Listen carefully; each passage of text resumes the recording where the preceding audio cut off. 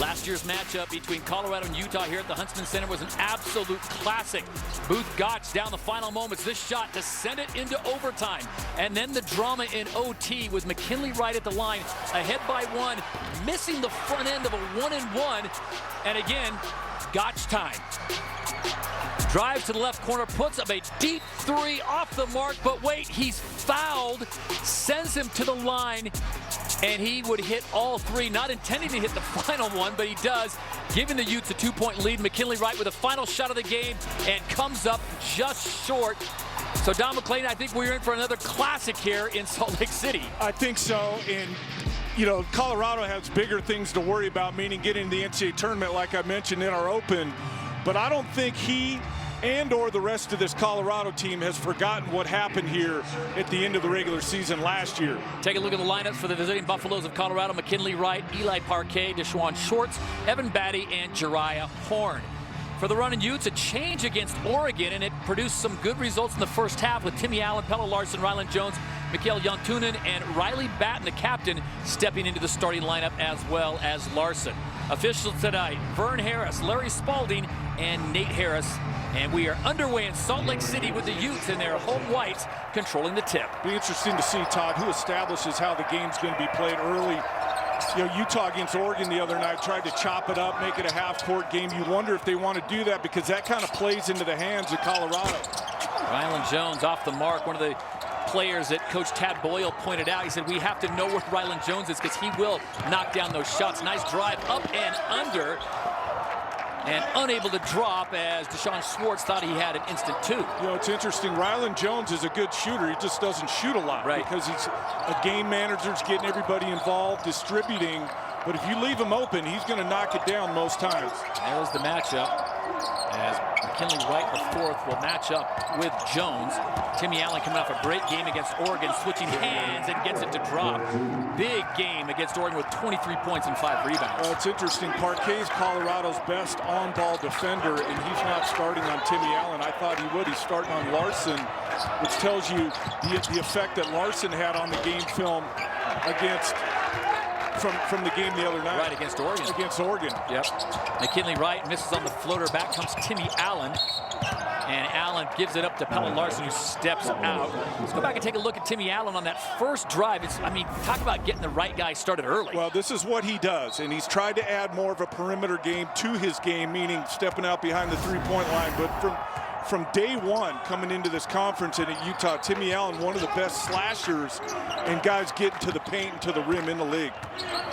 Coach Kostoviak saying this new lineup that they implemented against Oregon gives them a better chance defensively. And he likes what they have, and so they'll bring Plummer and Carlson off the bench. Well, the only thing it does, and obviously from our standpoint looking at it, Carlson, you take that length off the back line at the rim. What is the effect of that? Colorado not real big without Dallas Walton here tonight again. So you probably don't need Carlson's length as much as maybe you normally would against Colorado. That doing a nice job working on the inside on Schwartz and gets it to fall. Another one of the guys that was inserted in the starting lineup. He did quite well against Oregon. He was consistent with 7 points and 5 rebounds against the Ducks. But knows the system, Todd. He's a junior now. He's been around for a while. He's not going to wow you with anything, but he understands how to play. And he's going to have an effect on the game because of that. McKinley Wright left open and buries the three. You know, McKinley Wright came back for a few reasons, but one of them being to prove to NBA people he can shoot the three ball. 37% this year, which is good, but I think that number will continue to go up as we go along, but certainly an improved three-point shooter this year. Pelle Larsson over to Jantunen and back to Ryland Jones. Always looking for the nice pass. If you play with a guy like Ryland Jones, you're almost forced to move, because if you do move, he's going to get it to you. And that time, easy deuce. He had such an impact on the game. The runner from McKinley Wright, the fourth, doesn't fall. He had such an impact on the game against the Ducks the other night. Only had 2 points, Don, but 8 assists and took 3 charges. I'm telling you, game manager. And it doesn't show up in the box score all the time. Usually it does in the assist category, but getting everybody organized as Allen knocks down a little 7-8 footer. But Ryland Jones's value is in when you watch the game film and you see the passes he makes and the player movement you get in the ball movement. Offensive foul is called on Deshaun Schwartz. He was driving. Let's go back and take a look at Rylan Jones. And nothing fancy about this. Just look at that. Handoff, ball Boom. screen, just roll right to the front of the rim. Yantunin with the easy layup. But if I was playing with Rylan Jones, I would be non-stop movement. Be cutting to the basket all the Yeah, time. because if I know if I get open, he's going to get it to me. Playing in the shadows and growing up in the shadows, I should say, with John Stockton and Karl Malone, who made that an art form.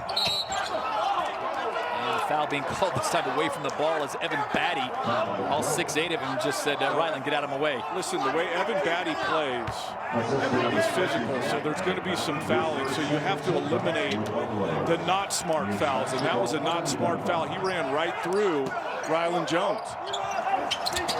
And foul trouble's been somewhat of an issue for Evan Batty. He's missed stretches because of those fouls, particularly at UCLA. Wow. Look how deep Timmy Allen was able to get. This time does not get the friendly roll, and that back come the Buffs. You're a little concerned if you're Colorado here early because Timmy Allen's been in the paint 3 times already, and you know it's coming. That's a scout report on Allen, is he wants to get to the paint. So if he's getting to the paint already, that means your defense isn't tied into the scout report. Tad Boyle fired up, but there was no call there. Nice pass again, Batten, and it is knocked away. Great defense by Eli Parquet. See the athleticism of Parquet there. Went up and got it. More of a steady diet of this on the other side, though, with Batty. They're throwing it down in there to him more, and he's been responding. Numbers are up the last 5-6 games. Eli Parquet drives, doesn't get it to fall, but he is fouled, and he will go to the line and shoot. Utes off to a good start in this one. They lead by 5, 15:30 to play in the first half.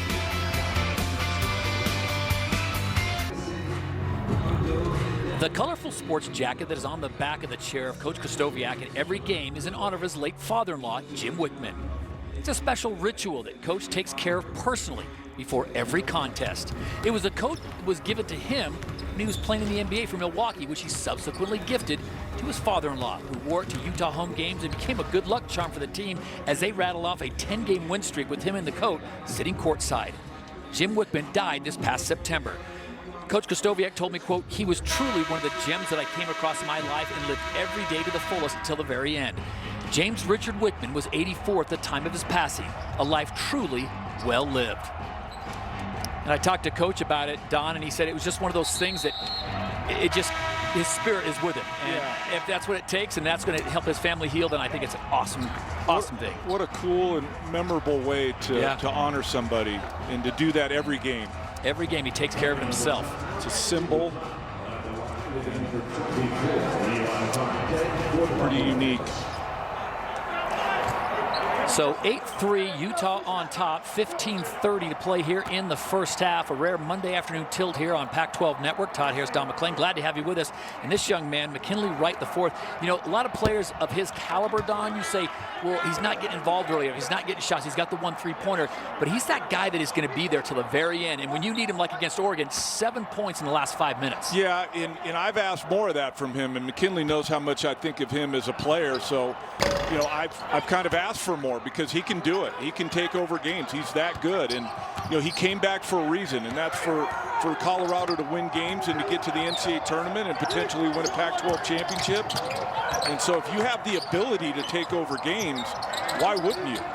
Eli Parquet going 1 of 2, which is a story in and of itself. He's a 91% free throw shooter.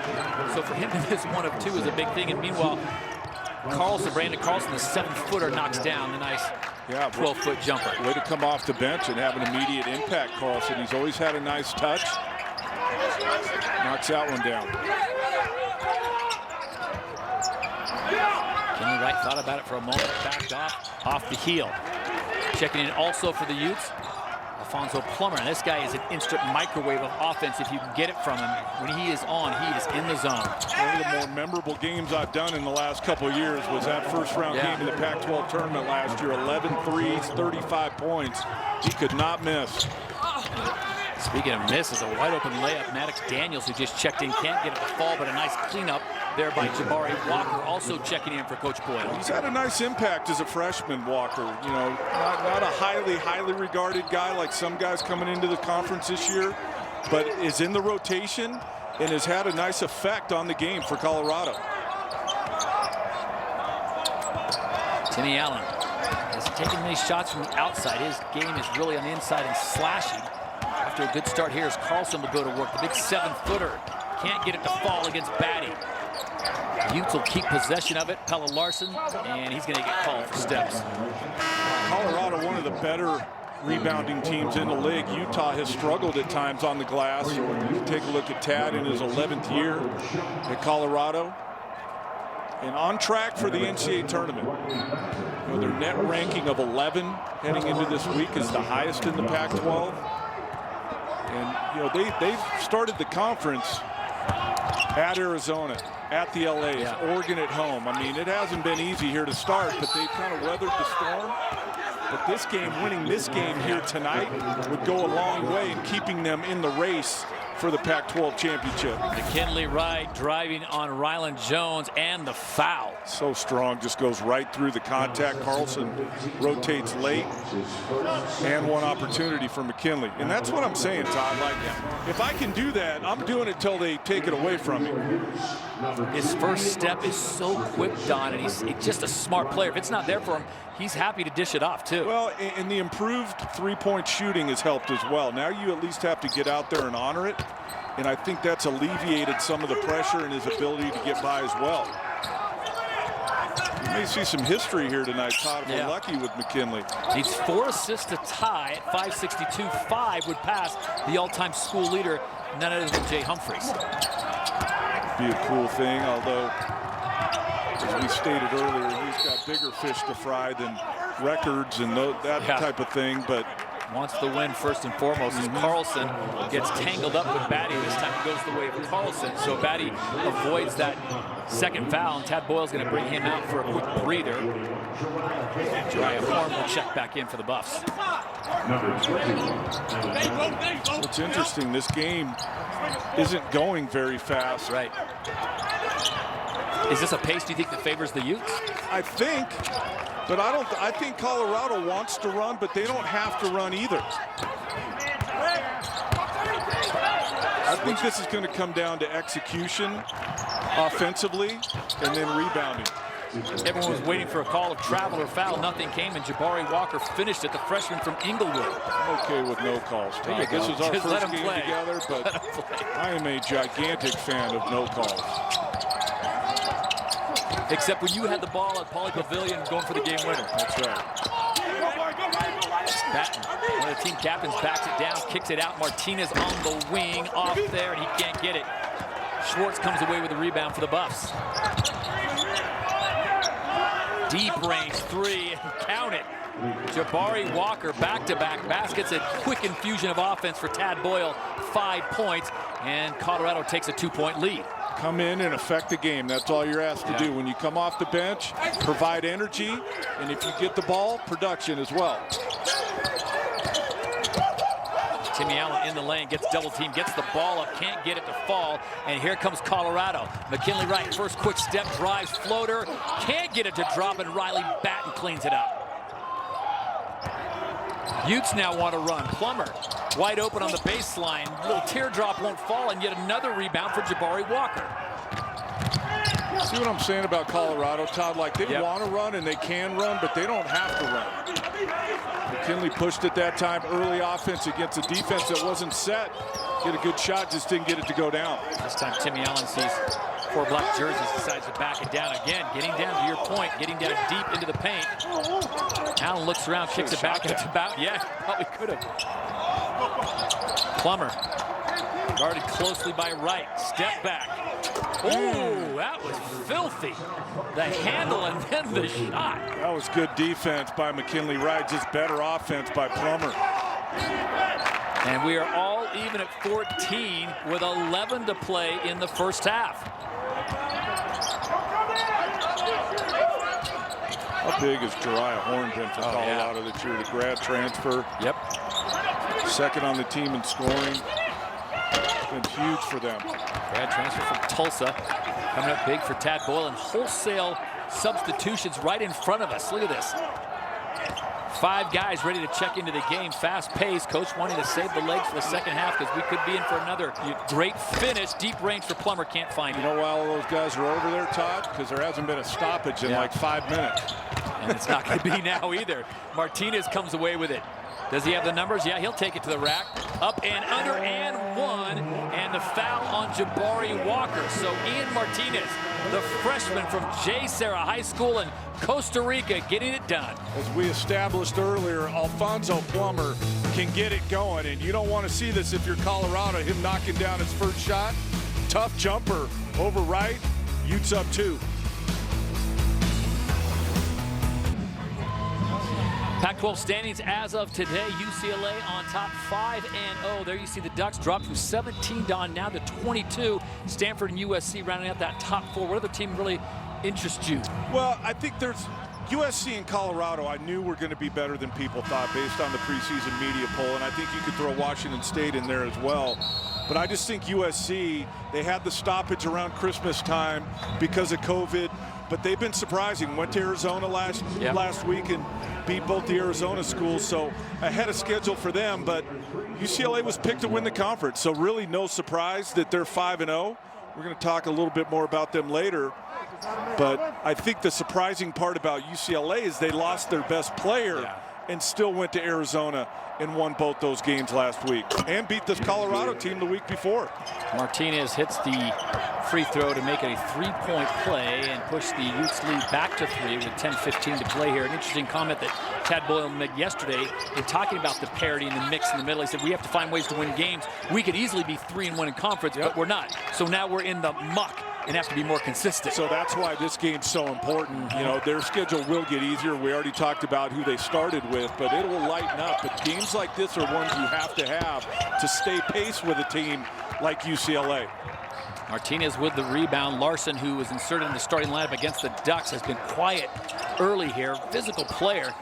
Decent outside shot, finds Plummer, who has a better outside shot. And then to bat and Martinez. Interesting, putting the length of Schwartz on Plummer. They know how dangerous he is. And to put a bigger body on him with longer arms.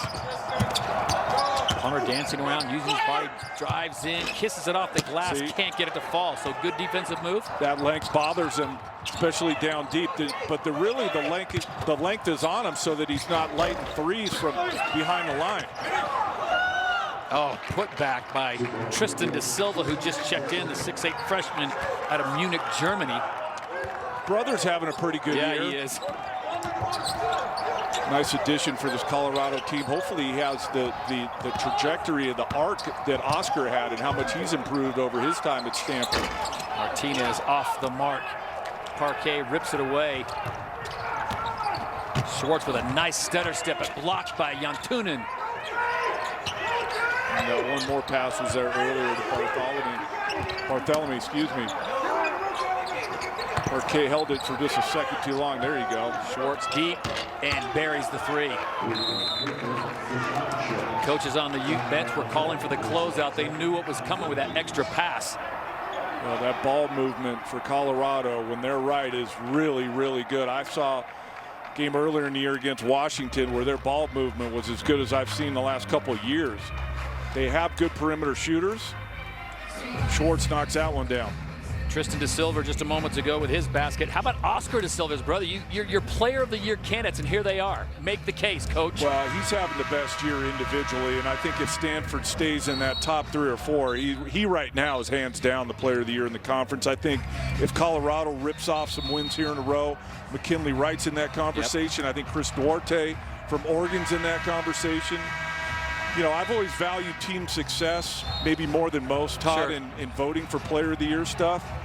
The hard one's UCLA because they're 5-0, and if they go on to win the conference, but Hawkins is their leading scorer, but Tiger Campbell's arguably their best player this year. He is so important to that squad. It's hard to really say one of those guys should be the player of the year, but they win the conference, you may have to make a case for one of those guys. 2-point lead for Colorado over Utah. 8:22 to play here in the first half. That ball knocked away. It'll be a backcourt violation on the Utes. Nothing drives a coach more crazy than calling a timeout, drawing up a play, and then it's an automatic turnover at any level of basketball.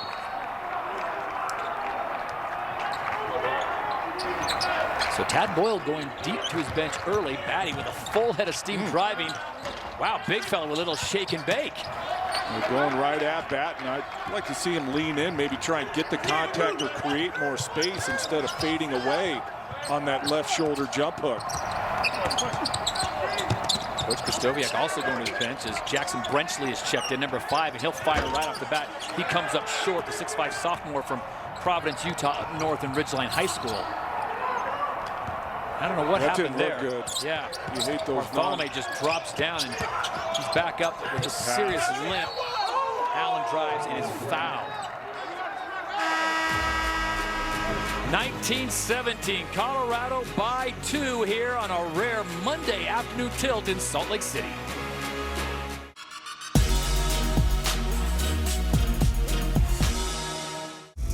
Colorado on the Utes. You know, Saturday the Ducks came to town and got the win really by virtue of a great second half. 25 points off of turnovers, 18 for the Utes, and that could be the story here. Well, that's what Oregon does. When they turn up that full court pressure, they can turn you over, and that's what they did against Utah on Saturday. Colorado a little different. They're more of a gap defense where they don't really ball pressure as much. They're not really trying to turn you over. They're just trying to get you to miss and then go get the rebound. Tad Boyle, since he's been at Colorado, all about defense and rebounding.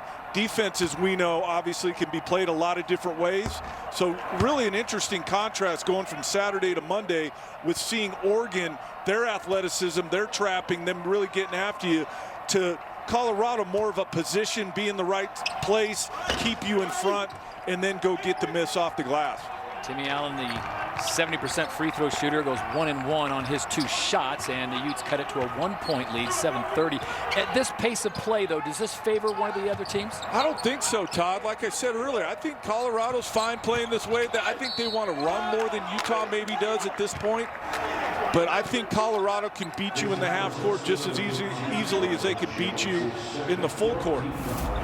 This is a new one. McKinley Wright down on the block. I like it. All 6 feet, posting up 6'1", Ryland Jones. I'm not sure there's many other guys in the conference that McKinley's going to run down to the block and turn his back to him. 83% free throw shooter. You wonder, Todd, I mean, I've never seen anything close to this deep into the season what Colorado's shooting from the free throw line. Right. Like high 70s, you're like, wow, that's a really good free throw shooting team for a college team. You wonder if it can stay up there. Yeah. And I did a game a couple weeks ago, and it was at 83, and we were speculating it would probably flatten out at around the high 70s. Well, it's gone the other way, so it's going to be interesting to see where they do wind the season up from the free throw line. And that is something that Coach Boyle has put on his players to take care of themselves. Responsibility, as Jantunen having a hard time getting into the ball, finally gets it up to Batten. And Brenchley, Ryland Jones now to the bench, so no real true point guard. Beautiful pass, though, as Timmy Allen finds Mickey Jantunen. Here's the thing.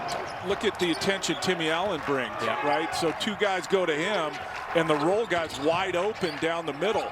Colorado's going to have to change that coverage, but that's how dangerous Timmy Allen is in him driving the paint. You feel like you need to run a second guy at him.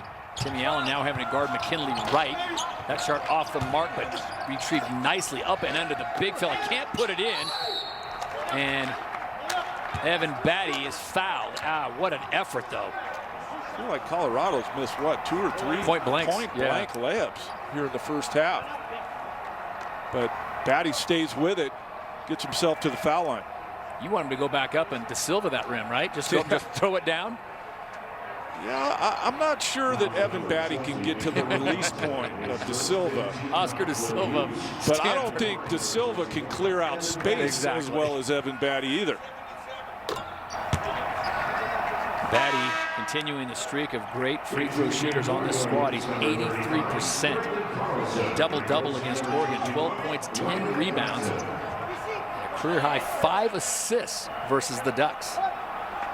Has taken on more of a role this year and has responded with the production. I mentioned right off the top, they're throwing it into him more, and he's been really effective down there. So Timmy Allen looks to be the ad hoc point guard now for Larry Stoviak, and McKinley Wright, or excuse me, Parquet's going to D him up. Point forward, I thought coming into this game we'd see Parquet on Allen a lot. Now McKinley Wright on Plummer. That screen roll game against Carlson, rolling to the front of the rim. Hoping to get a switch on that. Didn't. There you go. But Carlson over the top of Batty in the mid-range game. Batty goes 6'8". Carlson goes 7 feet, and it's going to be an offensive foul. They're going to get Eli Parquet for the clear out. See that.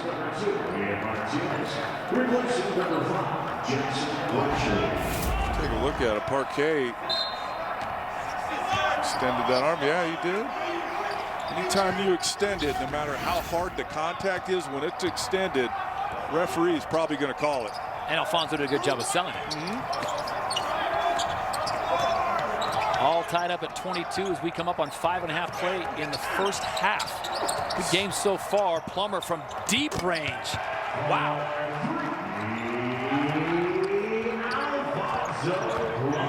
Plummer, they run plays for him, and I would too. If I had a guy that could shoot it like that and get hot. You know, and yeah, there's guys that make shots that are good shooters, but not a lot of guys can get hot like Alfonso Plummer.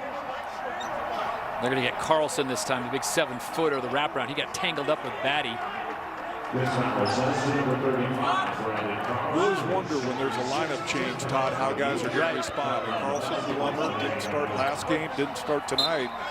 How are you going to respond? Are you going to pout, or are you going to come out and play? And it looks like both Carlson and Plummer came to play here tonight. Wow, that was a brave man.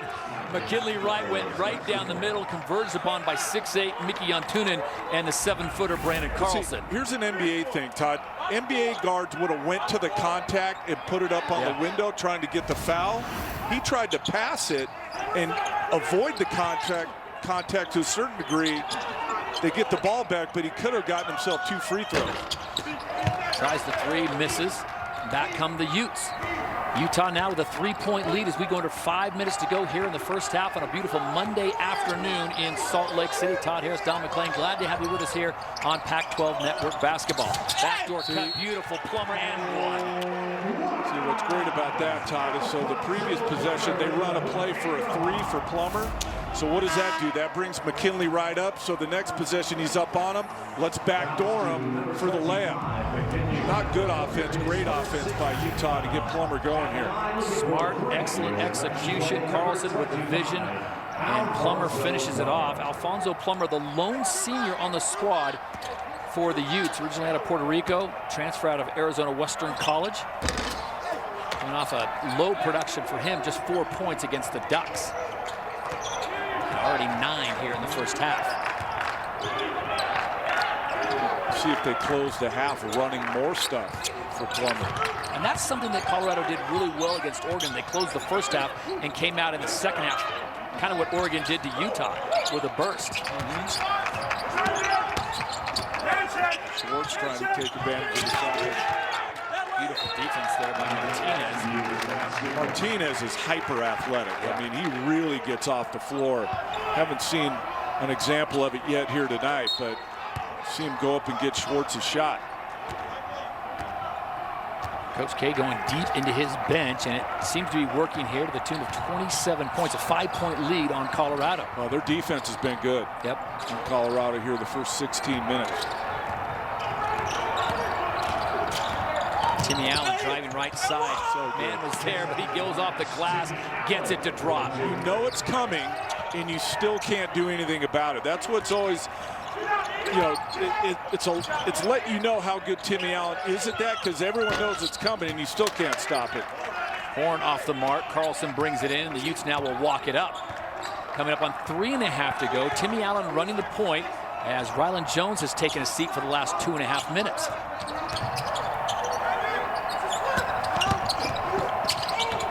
Are you surprised with Rylan Jones on the bench that the Utes are having the success they are?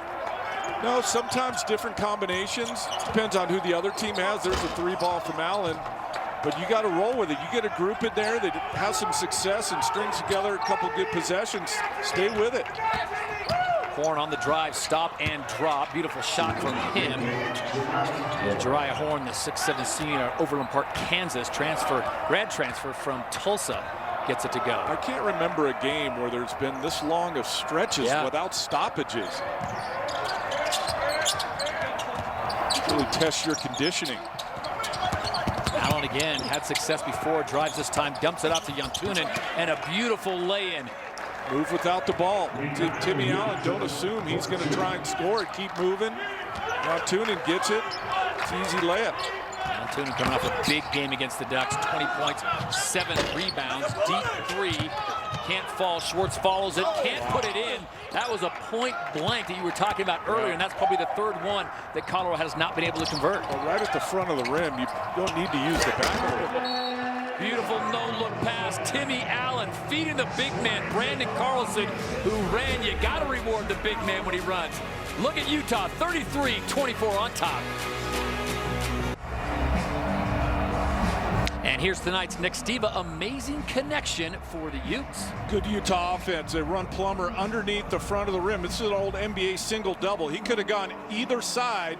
You see Martinez get the first screen on the double side. Then Carlson the second screen. Batty shows but leaves. And that leaves Plummer open for the three. So what happens on the next possession? McKinley Wright pushes up because he doesn't want him to get another three. And then the immediate backdoor. Good delivery by Carlson. And the and one opportunity for Plummer. But when you have a guy like Plummer that can heat it up, guys start to push up and really challenge, and that's when you can get them with backdoors like Utah did. 2 good possessions offensively for Utah. And I think you made a good point to Plummer not being the starting lineup tonight or against Oregon, how you respond. And he's responding quite nicely with 9 points and a rebound and 1 assist for Coach K. Again, he can get it going. And when you have a guy like that, it's really valuable whether they're starting or coming off the bench. And Plummer with 9 points to lead Utah here in the first half. It might be of a stretch of comparison, but did you ever play against Vinnie Johnson, the microwave? I missed the microwave, but I know who he is.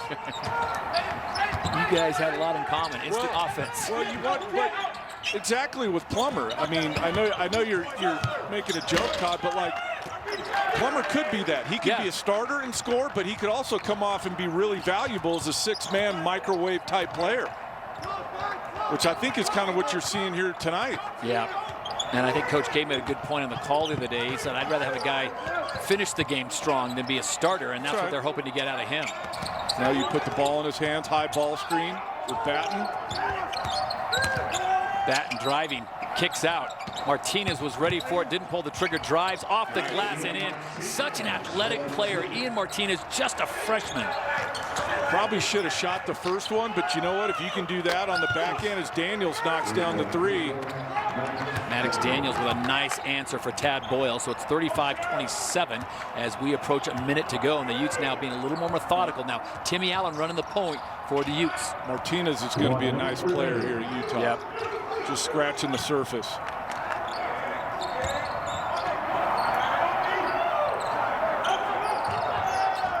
Timmy Allen being very methodical with the ball. Drive now. He's left alone. 2 guys on him, and both of them left him. Well, Batty was caught in between. He should have just called a switch and stayed on him, but he left the driving lane wide open for Allen. Back to a 10-point lead. 30 seconds to play. Shot clock at 16. McKinley Wright on the drive. Nice kick out. And the foul is called. It'll stay with the Buffs, so the shot clock goes off. 20 seconds to play. I want to remind you, coming up at the half, Ashley Adams and Matt Muehlbach in studio. Matt's Power 5 revealed, and I have a feeling Ashley's going to go point counterpoint on Matt's 5 picks. We'll see how it shakes down. Listen, I would counterpoint anything Muehlbach says. That is just so you know. That is the State Farm halftime report coming up with Ashley Adamson and the aforementioned Matt Muehlbach. We love Matt. He's great. That foul, unfortunate by Utah, puts Colorado on the line here to finish the half. I don't want to say it's a guarantee because 83% Evan Batty missing that one. So it remains a 10-point lead on the 1-and-1, and Utah will have an opportunity for the final shot of the half. 3 rare missed free throws for Colorado in the first half here.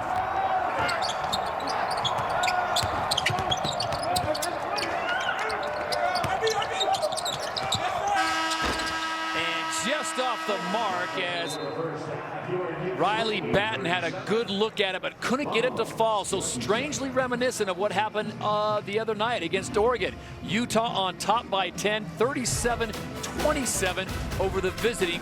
Getting ready for the second half of play here on a Monday afternoon on Pac-12 Network. Todd Harris, Don McClain, glad to have you with us as the Utes have a 10-point lead. Low scoring output for Colorado, just 27 points. And Don, that is a graphic that Coach K would love to see go away. Well, have you learned from it? Yeah. You know, and I think that's the biggest thing with watching film. Why have you been outscored by 40 points the last 2 games? I don't suspect that's going to happen here tonight, but I think it's not going to happen because of what's happened to Utah the last 2 games. And it seemed like in the second half of the Oregon game on Saturday, it wasn't so much a schematic or a strategy thing, that the Ducks just came out with more intensity. And they were just all over, full court press, swatting everything, and it just seemed to rattle the Utes. Listen, there's a reason why Oregon's had as much success as they've had. They've recruited really good players. They have long athletic wings, and when they start trapping, they are difficult to deal with. So here we go with the second half of play. Colorado looking to go to 3-2 in conference. The Utes looking to go with 2-3 with big games coming up for both of them as the California schools come. Colorado will get Cal later this week, nice early basket from Batty, and then they get Stanford next Saturday. Stanford comes to Utah on Thursday, and then Cal on Saturday. Just getting ready to say, Todd, they need to get Batty going in the paint. You mentioned the points in the paint, only 8 for Colorado. Batty has to be more of a factor if Colorado's going to come back and win this game. Batty just with 2 points. Remember coming off a double-double against the Ducks in that one. Floater from Jones doesn't drop. Ryland Jones back in. Remember, he had a long sit to end that first half as they turned the starting point guard roll over to Timmy Allen. I like him up there. Yeah. You know, initiating the offense and then get himself incorporated later in the possession. Right to Parquet. Ryland Jones on him. Schwartz will drive the lane, push off Allen on him. He gets it to fall, and Allen is immediately telling ref, you did see that extension, didn't you? 2 possessions, 2 buckets inside the paint. That had to have been the message for Tad Boyle in the locker room at halftime. Let's attack these guys in the paint. We can't rely on threes. And Schwartz just kind of makes something out of nothing here. Schwartz did his best Timmy Allen impression on Timmy Allen. But like Don McClain, I'll quote him, I love to let him play. Yeah. No call, let him play. Yeah. And that's consistent. That's all you ask for, is that it stays the same. However you establish it's going to be called, it stays that way. So this is a huge possession, although there's still 18.5 minutes to play. But for Utah, they do not want a repeat of what happened on Saturday as the Ducks came out on an 11-0 run. Timmy Allen up, can't get it to fall, so another hold. Good possession for Colorado on D. Good answer by Colorado right out of the gate here. First minute and a half. Playing with much more force offensively. Schwartz. Kick out. Horn. Down to Schwartz. Inside. Bodies it up and in. Paint again, Todd. Yeah. 3 possessions, 3 buckets in the paint. Utah 10-point lead at halftime, down to 4. Don, it seems like the message was received at half by Tad Boyle and his squad. Yeah, 8 points in the paint in the first half, 6 here early in the second half. Get Batty established. Schwartz on the drive to the front of the rim. No resistance from Utah there. And then Horn with the delivery back to Schwartz at the front of the rim again. So let's see if now Utah can, I guess, up their will defensively and challenge them more at the rim and keep them out of the paint. Colorado on a 6-0 run to start the half in under 2 minutes. Exactly what Coach K did not want to see. And now here they come, taking a page out of the Oregon book with the full court pressure. Ryland Jones going coast to coast. Kick out to Plummer, who's already in there. Utah with a nice offensive rebound. So let's see if they can come away. They cannot get another empty possession.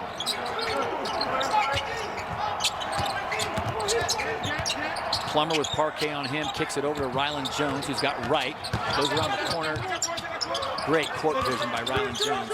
Plummer. And it's a shot clock violation, offensive foul before that. And this is so strangely reminiscent of Saturday and what happened. Well, Colorado, like Oregon did, is ramping up their defensive intensity. Does Utah have an answer? Not yet. The first 2 minutes and 25 seconds of this half. 6-0 run for Colorado to start the second half, and no points from McKinley Wright the fourth as of yet here in the second half, which is surprising. Going inside to Batty. Going to him again. Parquet, he'll stop, and the shot drops from just beyond the foul line. So it's an 8-0 run, and the officials stop things as it's a little chippy. Folks having a few comments on their way back. A double foul, and if that's on Batty, that's one of those fouls I was mentioning right off the top, Todd. He cannot afford those silly fouls off the ball. Just not necessary. I'm not sure that's worthy of a double foul, to be honest. But still, Evan Batty has to stay on the floor for Colorado. Evan Batty and Riley Batten getting into it. Pressure comes. McKinley Wright picking up Rylan Jones at the logo. Well, where do you go for Utah now? Plummer checked in on that last timeout by Utah. They try and get him a bucket. Defense extended by the Buffs. Timmy Allen shot up, and he's fouled. And wow, with just 5 seconds left on the shot clock, the foul's going to go against Deshaun Schwartz. Well, late clock went to Allen at the foul line. This is just going to be an ISO, either jumper or drive. Schwartz up there to contest. Puts Allen on the foul line. See now if the 6'6" junior of Mesa, Arizona can stop the hemorrhaging. And off the front. Well, for Utah, you're saying to yourself, not a great start to the second half, but we still have the lead. It's not like we dug ourselves a hole, but we have to get better defensively in the second half. We showed that graphic coming out of halftime. 40 points. And Timmy Allen, the last 2 games, missing both. Normally a pretty solid free throw shooter, just over 70%. So the 8-0 run continues, and Colorado with the ball. McKinley Wright kicking it out to Parquet. He's short. Offensive rebound. Batty goes up and is fouled. So it'll send Batty to the line. 83% free throw shooter, but he's already missed 2 tonight. Just playing, I used this word earlier. Colorado just playing with more force this half. More effort, more force. That's how they've gotten back in this game. They can tie it here. Batty hits the first to cut it to 1. Worth noting, it was a 10-point lead, just like it was Saturday against the Ducks. It is now a 1-point lead, 16-30. Plenty of time for Coach K to make some adjustments, but he's got to find something, or his guys got to take it up to the next level. And kind of what, to your point, Don, is the Ducks did the same thing. It just seemed like they got more physical than the Utes, and the Utes just weren't ready for it. Well, this is where your veteran leadership, your best players, needs to step up. I'd like to, we were talking about this with McKinley in the first half. I'd like to see Timmy Allen try and take this game over a little bit. Plummer's the lone senior for the Utes. That ball kicked, so it will stay with Utah. Clock reset at 20. But when you're the leading scorer, best player on the team, it's kind of your job in this situation. Part of your job description is your team's, scuffling to start the second half. Give them some confidence back by getting a bucket. Haven't scored yet in the second half. Been almost 4 minutes. Timmy Allen with the ball. Isolation coming. Follows Batty down, kicks it out. Martinez on the wing for 3, off the mark. So the drought continues for the homestanding Utes. It's a good look, though, Todd. That's all you can ask for. Martinez wide open in the corner because Allen was driving. Brings multiple defenders to him. Got Martinez a clean look. And we get Martinez on the foul as he's guarding McKinley Wright. 37-37, 15:43 to play here in Utah. Back in Salt Lake City, talking about Don McClain's alma mater, the UCLA Bruins. They play such clean ball. Well, right off the top, we said most nights in this conference you're going to have a good point guard matchup. When this guy's playing, he's one of the best point guards in the league, playing at a high level. Similar to Rylan Jones and more of a distributor first, scorer second. But he has really done a great job for UCLA, and a reason why they're the only undefeated team left in our conference. Buying defensively, he's been there since the end of last year. Balanced offense, it's not just one guy, it's all of them. This team competes night after night. Mick Cronin asks for that, they deliver, and then Tiger Campbell with the great point guard play. So a good recipe for UCLA and a reason why they haven't lost yet in conference play. Coach Cronin has implemented that next man up, and because of the injuries they've had, they have guys stepping up that maybe they didn't think they were going to lean on, and they're delivering for the Bruins. Yeah, they're going to miss Chris Smith at some point, but if they can just continue winning without him and building a different identity without him, they're definitely going to be there at the end. Bruins are going to be a tough out in any tournament. Parquet drives, loses his footing, dumps it underneath to Schwartz.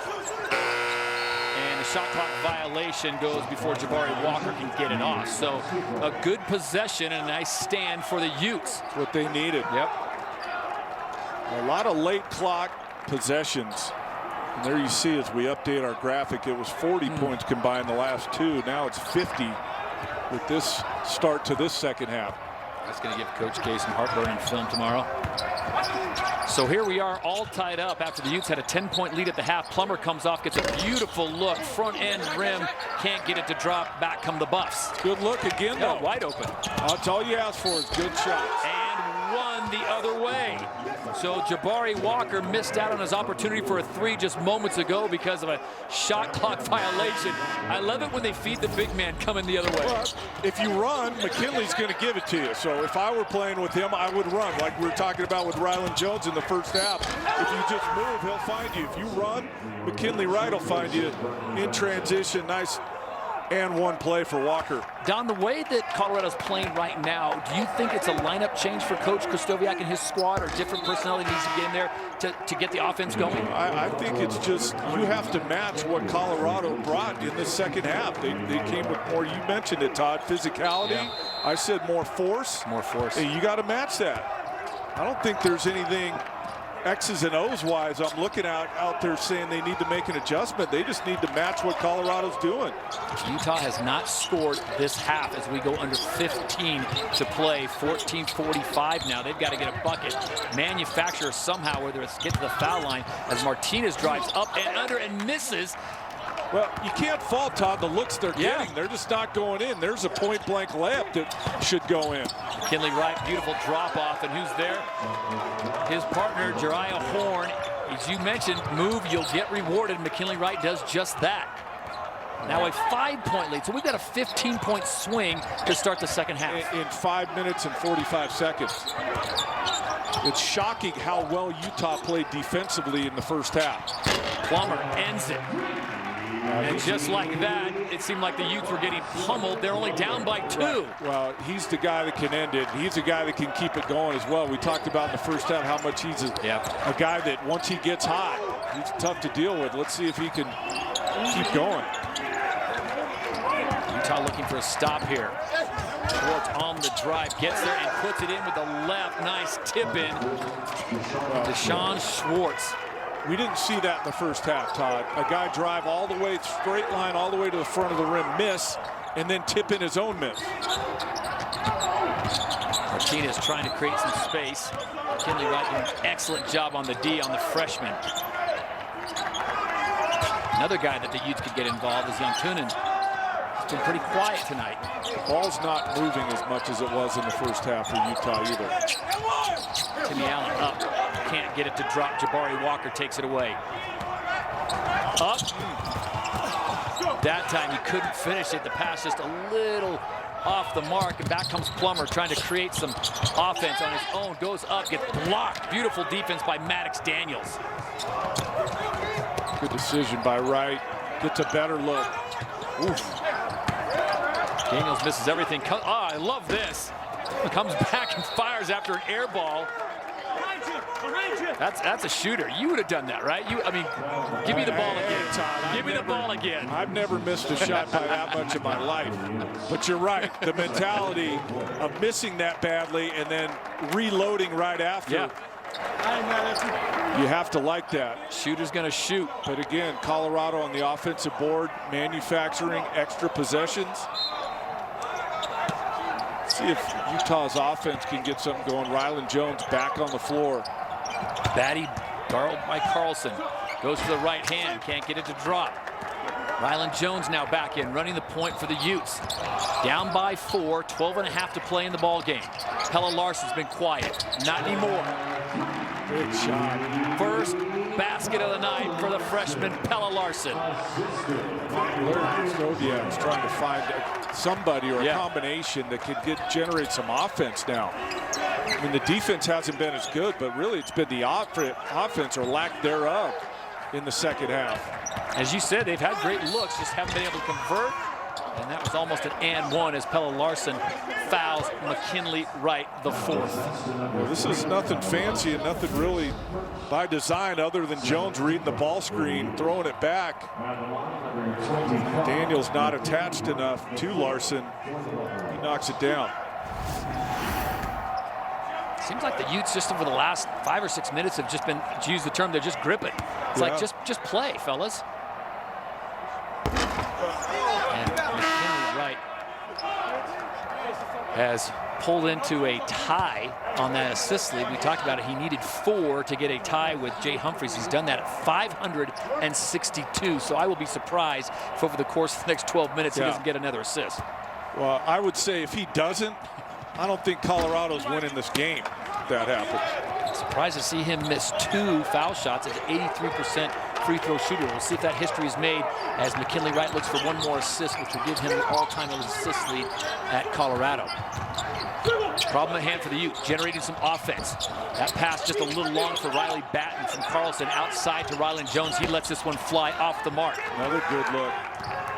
Just not going down. Parquet dancing on the top. Nowhere to go with it, so he goes to the left. Walker will drive, and they'll wave it off foul before the shot. 44-43, it's a 1-point game here in Salt Lake City. Colorado with a 1-point lead. They have not won in the John M. Huntsman Center since February 18th of 2012. That's pre-COVID plus. We're talking 8 years, 9 years plus since they've won here. And last year's was an absolute classic as it went into overtime, and the Utes won it by 2. Well, I think they'd like to break that streak, but the bigger implications of this game, you know, staying attached to the leaders in the Pac-12 conference standings. Colorado might be one of the most underrated squads. I'm quoting Matt Muehlbach there, but I agree with him. Well, I think they're very underrated. They're a solid squad. I've said this since the start of the season. They were picked 7th in the preseason media poll. They're not the 7th best team in the league. I'm not sure who I'd move out of there. I just know they're not 7th. Riley Batten, design play, can't hit the 3. Back comes Colorado. Parquet looking to run. He'll pull it back out. Maddox Daniels on the try. Beautiful kiss off the glass. Tough finish. Known as a 3-point shooter, it gets that one to go off the bounce. So Daniels with 5 points to help the cause. And the Buffs up by 3. We were talking during the breakdown. Is it just a matter of Utah running a play for one guy, or just finding one guy can generate a hot hand? Well, they got a lot of that in the first half of guys going to the front of the rim, attacking the paint, and just haven't got much of that in the second half. Carlson. Jabari Walker, 10 points and 9 rebounds off the bench for Colorado. He's been a major factor here tonight. Jabari Walker averaging just over 6 points a game, and he is really helping the cause. But Carlson with a beautiful alley-oop dunk on that, and then comes back with a nice deflected shot and then cleaning up the defensive rebound. With all that's been said, though, Todd, are we surprised at all it's a 1-point game with 10 minutes to go? Not at all. Again, nice pass. Riley Carlson thought about it, gave it up to Batten. He's blocked cleanly, and it goes into the hands of Batty. Carlson's got to finish that. Oh, no question. 7 feet? You appreciate the unselfishness, but that's his play to finish. Skip pass. Parquet wide open for 3. Can't hit it. And loose ball foul. Let's go back to the last sequence, Don. I know you love unselfish play, but there's a time and place where you gotta. Actually, I don't like unselfish play. I like selfish play when it's supposed to be your turn to score. And he had a lane there, and at his size, he's got to be thinking finish. You like the pass to Batten because it is unselfish, but it turns out they don't score. Where if he had gone up with it, a much better chance of Utah scoring on that possession. If not, probably going to the foul line. As it stands, it's a one-point game. They try the alley-oop again this time. Colorado is wise to it, and it's picked off once again by Jabari Walker, who Don has pointed out has had a great game so far for Tad Boyle. Another winning play by Walker, getting in the passing lane. And then coming up, making you look like a genius with a 3. So Jabari Walker, who averages just over 6 points a game, is giving them 13 points, and there's still 9 minutes to go. Calling my stat department right now to find out what Jabari Walker's career high is here early on. We got people for that. Rylan Jones, nice skip pass down below. That can't handle it, just a little too low, and it's another empty possession for the Utes. 8:45 now to play. 4-point lead for Colorado. That one blocked away nicely by Branden Carlson. Just got the call back. Career high 15 points. Okay. Already broken his career high with 10 rebounds. Previous career high was 9. And we still got 8:40 to go here. So we'll keep an eye on that, as well as McKinley Wright. Needs one more assist to become the all-time school leader in assists, overtaking Jay Humphreys, who I'm sure is not going to be happy about that. Timmy Allen doing a nice job intercepting that and then throwing it off the leg of Schwartz. Heads-up play there by Allen. Jumps the passing lane, but then doesn't quit on it. Gets possession. So is that the spark the Utes need now to get their offense back on track? Trailing by 4, 8:30 to play in the ball game. Had a 10-point lead at the half.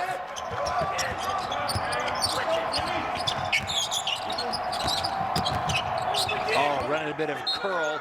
Jantunen did not have the international connection with the Swede, Pelle Larsson. I was just getting ready to say, Todd, better movement, better action on this possession, and then the wrong read by Larsson was throwing it out to the wing. Jantunen was going back door. Finish is rock solid. Right? Mickey Jantunen. Batty.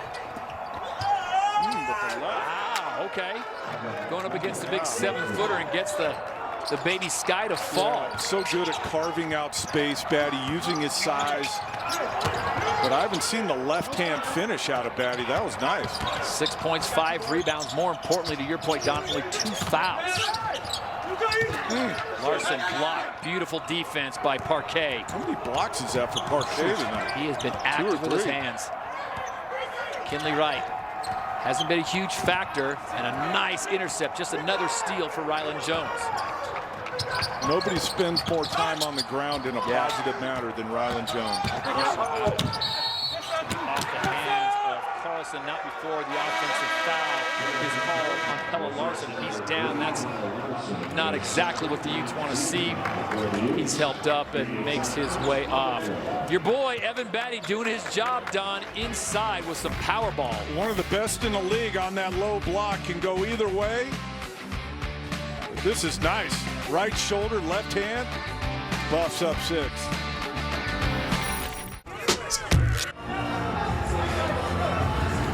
(51-45), Colorado on top of the Utes with 7:21 to play in this game. Utah had a 10-point lead for the second consecutive game. They had the same 10-point lead against the Ducks and ended up losing that one very close down the stretch as Oregon came back and really put it to them to start the second half, winning 79-73. And how about Jabari Walker?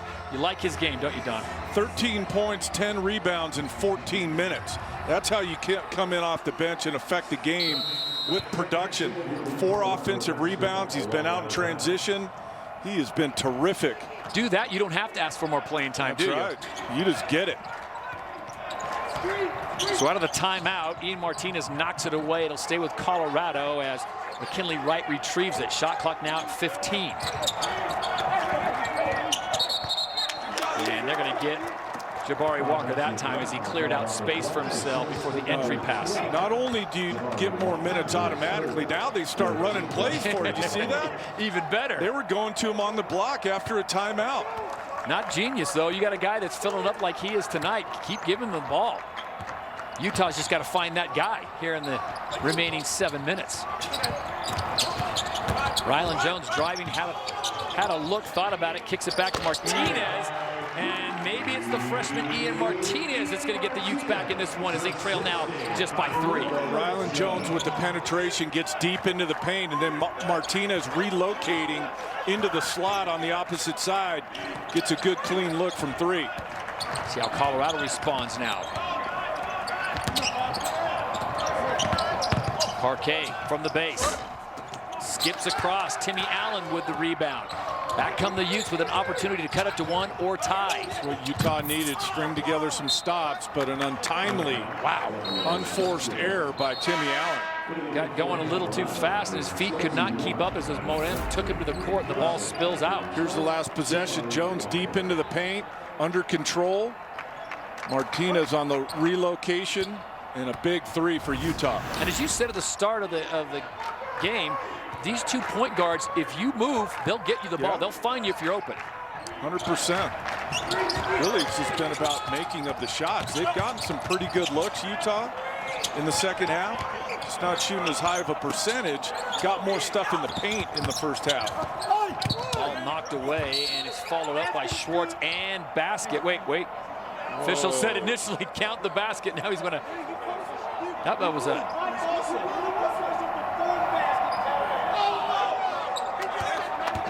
Wait, what? So no one's happy. See how the ball flips up in the air. So no whistle until after he scored? So it looked like they might call the foul when Horn was going to the ground. Let's listen in.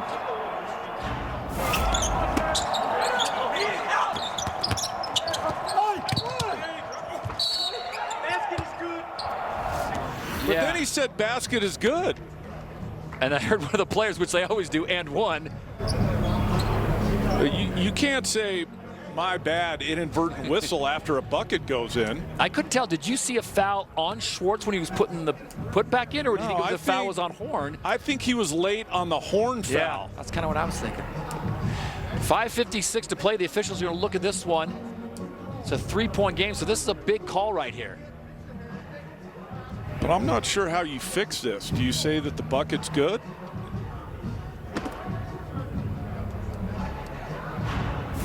Let's see, the shot clock is at 12, so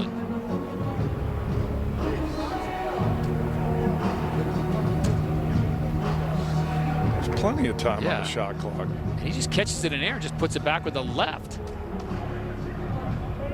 So he said basket is good. But then he said inadvertent whistle. Right. Good time to mention our officials tonight: Vern Harris, Larry Spalding, and Nate Harris. We'll see how they sort this out. All right, so we've got 5:56 to play. If you're Utah, what do you need to do? What can you do to get back in this game and get the win? Well, you're only down 1 possession, so your defense is stiffened up here a little bit the last 4 or 5 minutes, which is good. Now it's just about where are you going offensively. Timmy Allen seems like the likely candidate. Alfonso Plummer has made some buckets. He's got 12 tonight. To me, that's more the thing. Where are you going offensively?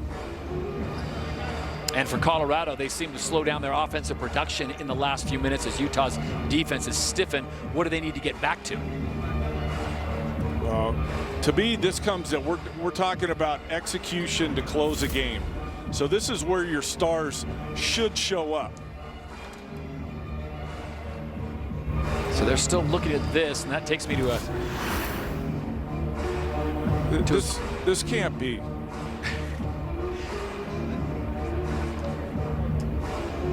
Well, I don't mind sitting here chopping it up with you, Todd, but, the official clearly made a mistake.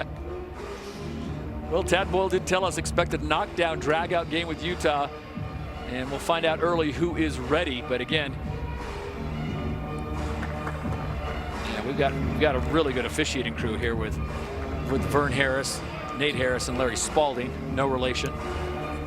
We'll see what they come up with here. But meanwhile, the coaches have got their plays, sent their players back to the court, and here comes the word. They're going to have a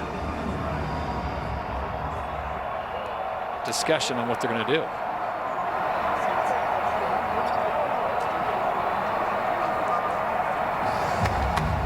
To me, that basket should count. Yeah. He blew the whistle after it had already left Schwartz's hand. I don't know how you can undo that just because you made a mistake. Yeah, best case scenario is basket counts and Colorado shooting 1.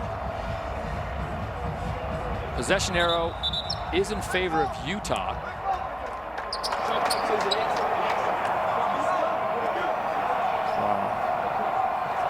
Okay, so the basket. How is that possible?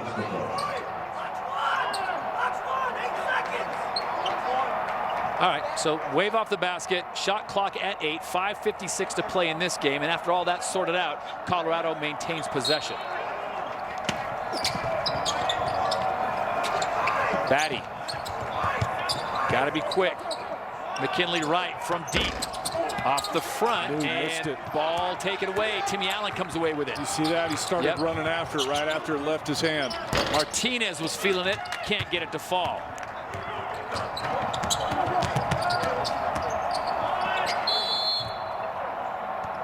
And a timeout, an official's timeout.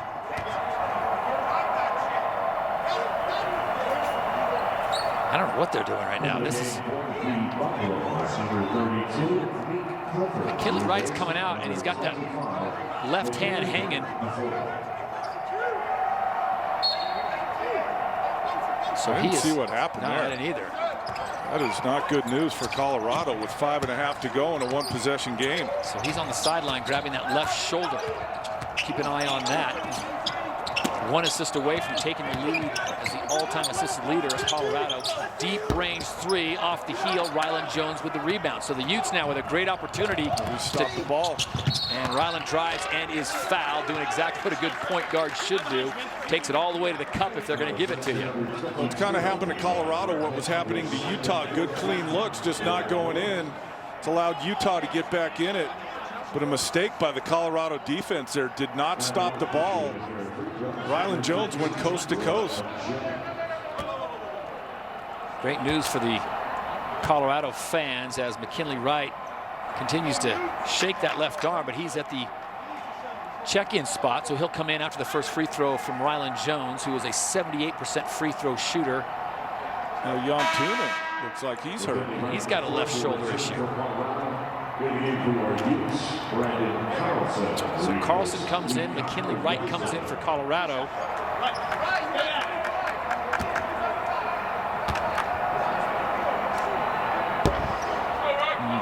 Clifford goes out.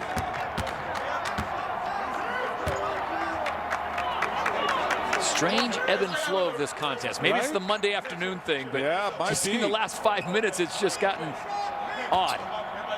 Well, whenever there's a stoppage like that, you always wonder if it's going to affect one team or both teams. Wow. And Ryland Jones with 2 huge missed free throws there. Could have cut it to 1. It remains a 3-point lead. 5 minutes to go. McKinley Wright back into the game for Colorado.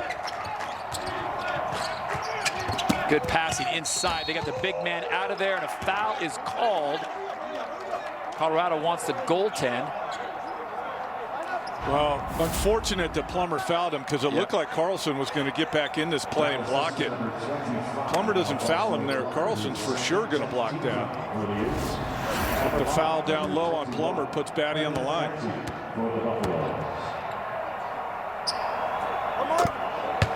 And Batty has been solid. 83% from the line on the season. Plummer picking up only his second to go along with 12 points. And the lead now at 4. Well, you just wonder, Todd, as we go through this season, Colorado, and they've missed some today, more than normal, but how much of a factor their free throw shooting is going to be, especially when you're closing out close games. And case in point, Ryland Jones misses 2. Batty makes 2 on the other end. 5-point game again. If there were fans in attendance here, they would be restless at this point with 4:40 to go. It's a 5-point lead for Colorado. Utah has to come away with this possession with something. Timmy Allen out on the wing. Guarded by Horn. Allen will drive, cuts inside. Beautiful job by the junior, taking control with a stop and the lay-in. What's wrong with that? And like we were talking about with McKinley Wright in the first half, if they know you're driving Timmy Allen and they can't do anything about it, I would keep doing it. High screen coming. Schwartz left open, nice fake, has to go off the glass, the foul, and it's going to be the offensive variety going to Deshaun Schwartz.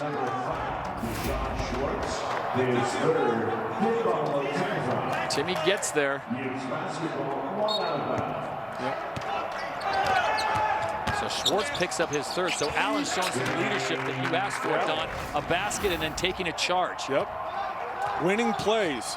Who's going to step up and make them? This last 4 minutes to close this thing out. One possession game. Can the Utes get it done here? Not been very hot from the outside other than Plummer as Allen continues to go to work. High off the glass. Carlson comes away with it. Jump ball not called. The big fellow holds on to it. The shot clock reset at 20. I don't mind the shot by Allen, though. No. Putting pressure on the defense. And they get it back, get an extra possession here. Here he goes again. Up and under. And Timmy Allen back-to-back baskets to cut it to a 1-point lead as we go under 3.5 to play. He is so good at finding the lane and finding enough room to put it up on the backboard.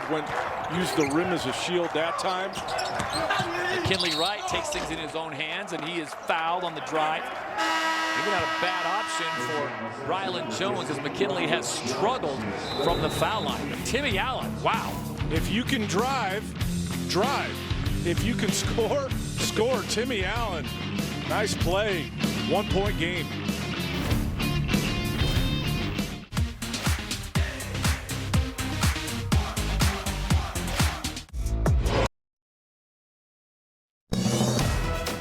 Pac-12 men's basketball is presented by Pacific Premier Bank, the official bank of the Pac-12. By Continental Tire, for what you do. And by State Farm, like a good neighbor, State Farm is there.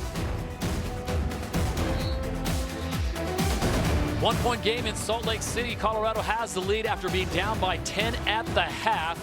And if it comes down to free throws, Don, you got to favor the Buffaloes in this one.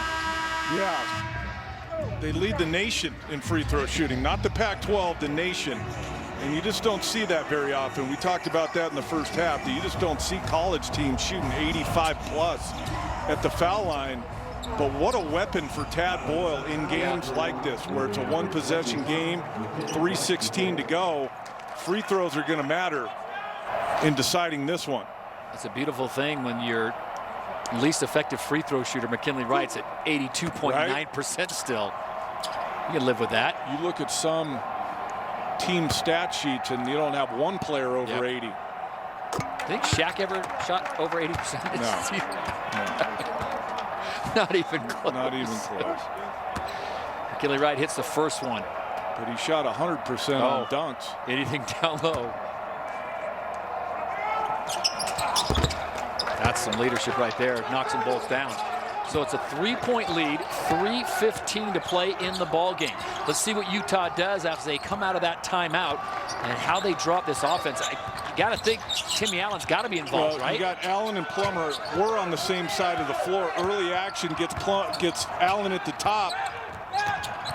It's a Carlson with a beautiful feed, almost an and one, but he'll go to the line. It's an interesting action up top. It's a handoff, but it's not a ball screen. It is a ball screen, but off of a handoff.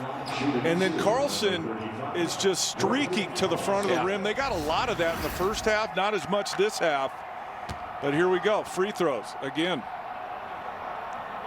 Brandon Carlson, just a 50% free throw shooter, so Tad Boyle certainly has the advantage when it comes to the gimmies. I like that Larry Krystkowiak always uses the first free throw to have a mini timeout with his team, and then they go back into position after the first free throw. Carlson misses both. So missed opportunity for the Utes to close it back to 1. So Todd, that's 4 in a row, right? Yep. Rylan Jones 2. Yep. Carlson 2. And Tad Boyle decides to call a timeout as soon as McKinley Wright crosses midcourt. 2:50 to go, 3-point lead for Colorado. The timeout here, is it basically he wants to get a set play in and get something out of his possession? I think an important possession to make it more than a one-possession game. Some organization, you still have 2 timeouts left, so why not? But like we've been speculating with Utah, where is Colorado going to go? Yeah. Do you go down low to Batty? You get something going on the perimeter with McKinley Wright?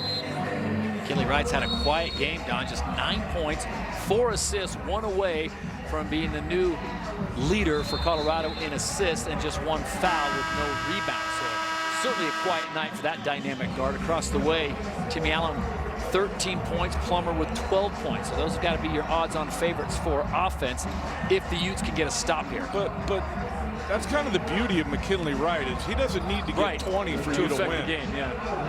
And Colorado's much better this year, last year, than they were last year with their offense and being able to withstand maybe a night where McKinley doesn't have a monster game. Well, let's see where they go here. So they've got the freshman Martinez matching up on McKinley Wright. He goes right at him. Into the corner. Shooter open, kicks it back out. It's obviously not what they wanted. They'll go with a high screen and Batty. Down low. This looks like the plan as he turns, and Carlson just got lost. What a play by Batty for a guy that big. His feet are so good down there with the spin baseline. Do you see him look back? He couldn't believe how open he was. Where'd my defender go? Rylan Jones driving, nothing there. Kicks it back out to Carlson. Shot clock at 15 now, 2:10 to play. Timmy Allen will drive off the glass, and that's the answer Utah needed. You can't trade baskets at this point, though. If you're Utah, you got to get a stop. 2 minutes to go. Big possession now for Colorado. They have not won in Salt Lake City since 2012. Does the streak end tonight? McKinley Wright thought about the entry pass. He'll kick it back out to Daniels. Deep range 3. And that's a shot that, I thought he was out of bounds. Play on. It hit the rim. Why didn't the clock reset? Yeah, no reset on the clock, and so the Buffs hoist up a desperation 3, and Timmy Allen's going to drive right at the basket. Can't get it to fall. Carlson with the near putback. He can't get it to drop, and he's down. Wow. 5 on 4. Got to go.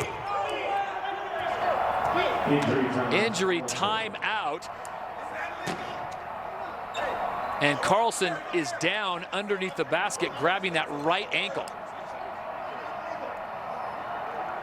Larry Kostoviak's wondering where the foul was.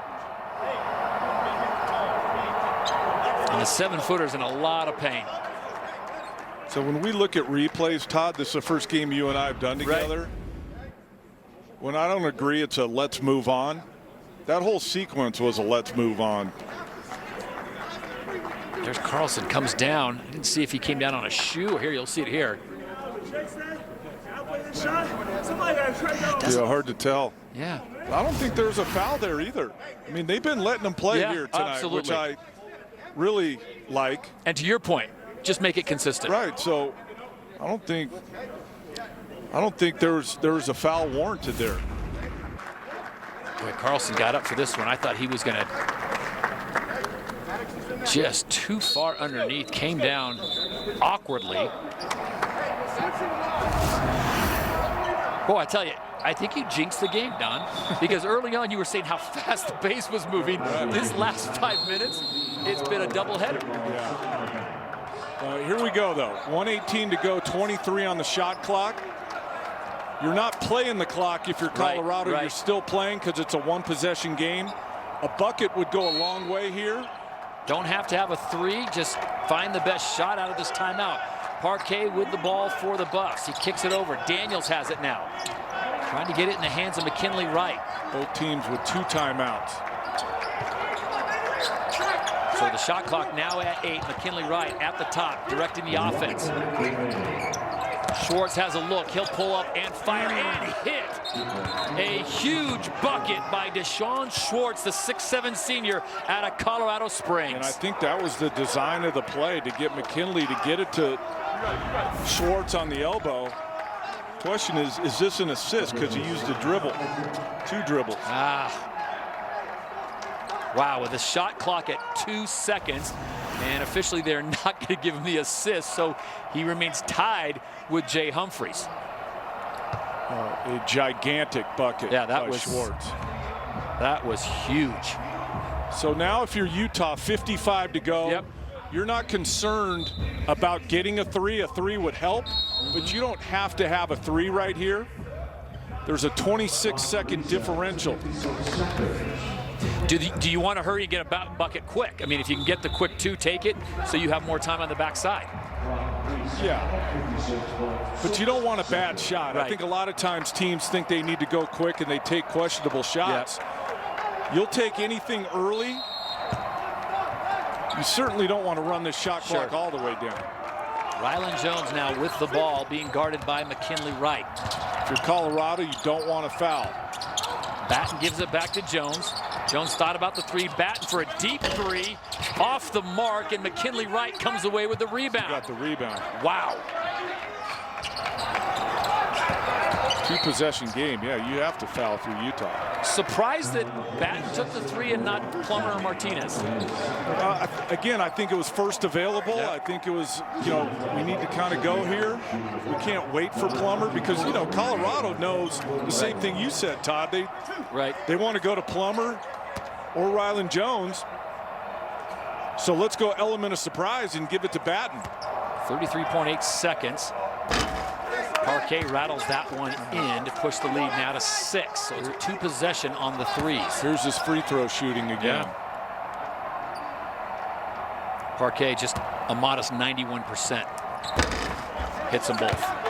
Wow, that's huge. Colorado guard without foul, and now you have to go quick if you're Utah. So the bus with a little bit of a shell. Timmy Allen driving, loses momentarily, gets it up and in. Makes it a 5-point possession. Try to get a steal here without the foul because they're almost guaranteed to make their foul shots. The ball's kicked away. Yep. Stop the clock right now. And Jabari Walker looked like their trap might work momentarily there, and once they got it across the timeline, the foul had to come. So 19.9 seconds to go, hoping that Jabari Walker, just a freshman from Inglewood, California, but still a 90% free throw shooter. A key double bonus here. Yep. Not front end. That is just smooth. Steps up, nothing but net. Well, what looks like a huge win for Colorado here on the road to go to 3-2 in conference.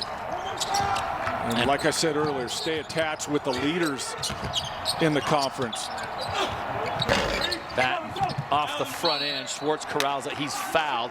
I want to spend a second while we have it with Jabari Walker. You talked about it, and you called in the favor to get the points. But if you would have told Tad Boyle you're going to get a double-double from Jabari Walker, 15 points, 10 rebounds, he'd take that every night at every road game against anyone. Well, you said it earlier, Todd. This wasn't a vintage McKinley Wright performance by any means, but you get 15 and 10 from Walker. You get 13 and 15 rebounds from Deshaun Schwartz. And that's what it takes on the road. Above and beyond performances or more than you'd expect from some of your individual players. And I think that's what Colorado got, especially in the second half. And kids practice those free throws because 20 seconds ago, this was a 3-point game. And now look at it. It's 64-56, up to 8. And that's because Colorado's just walking to the line and knocking them down. Tad Boyle getting to Silva into the game.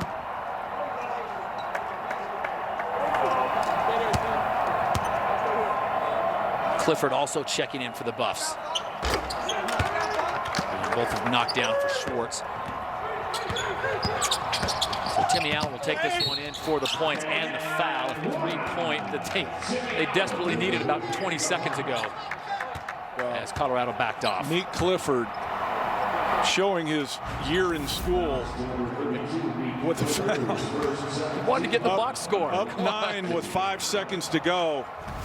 You don't put people on the line. Almost knocked back into Silva with the rebound, and that will do it as we come to a conclusion of an exciting game. As the Utes had control of this one at the half by 10. They could not hold on to it for the second game in a row, and they go down to defeat 65-58. Don, crazy first half that divulged into a real slow-paced second half. You know what I take away from this game, Todd, is that Colorado is an experienced veteran team that figured